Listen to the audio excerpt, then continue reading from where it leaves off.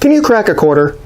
Most humans probably can. I'm sure there's a couple out there that can, but horses seem to be able to do it quite frequently and quite well. And of course, with all the drama surrounding Omaha Beach and his quarter crack that has been recently repatched and kind of put back together, we at Thorofan figured we would take this time to go ahead and educate you all a little bit about exactly what a quarter crack is, how it's treated, and why in some cases it's actually nothing to be worried about.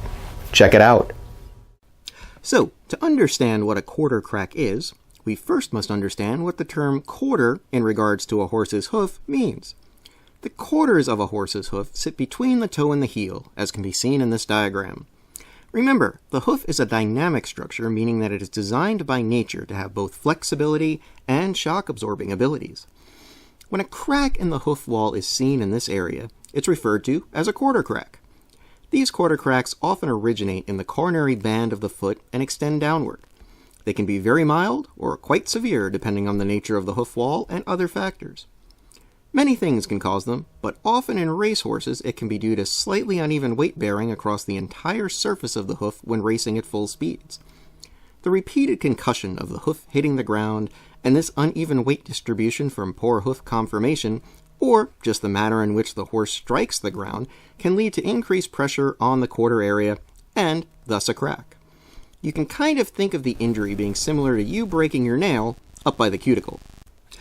Quarter cracks are not life-threatening conditions in a horse, but because of their painful nature, they certainly can cause a decrease in performance and possibly lost training time as they heal. Just like a broken nail on your finger needs to grow out to fully heal, the same is true of a quarter crack on a horse.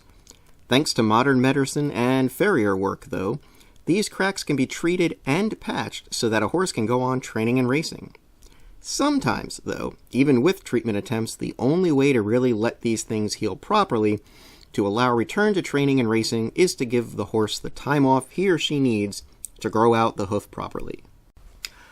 Quarter cracks are usually dealt with by first cleaning the area and treating any infection present, then placing some wire sutures across the site to stabilize the area.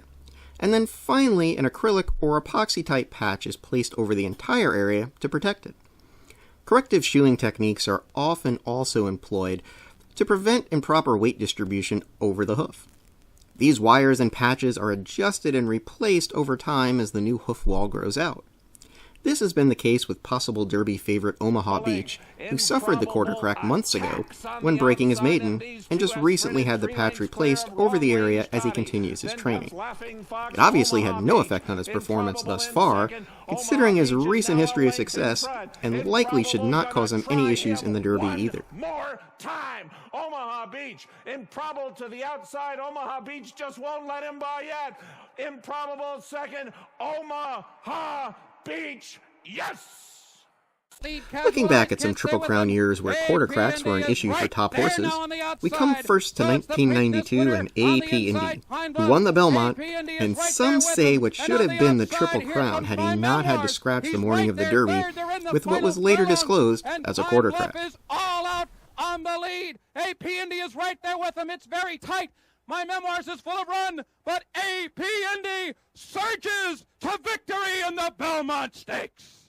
And perhaps one of the biggest disappointments of a heavy favorite in Belmont history, as Big Brown was eased in the stretch of his Triple Crown try in the Belmont Stakes in 2008. He had suffered a quarter crack earlier, which had hampered his preparation for the test of the champion. Is plummeting as the field turns for home in the Belmont Stakes. The Towers opened up a 5-length lead, and Big Brown has been eased at the top of the stretch.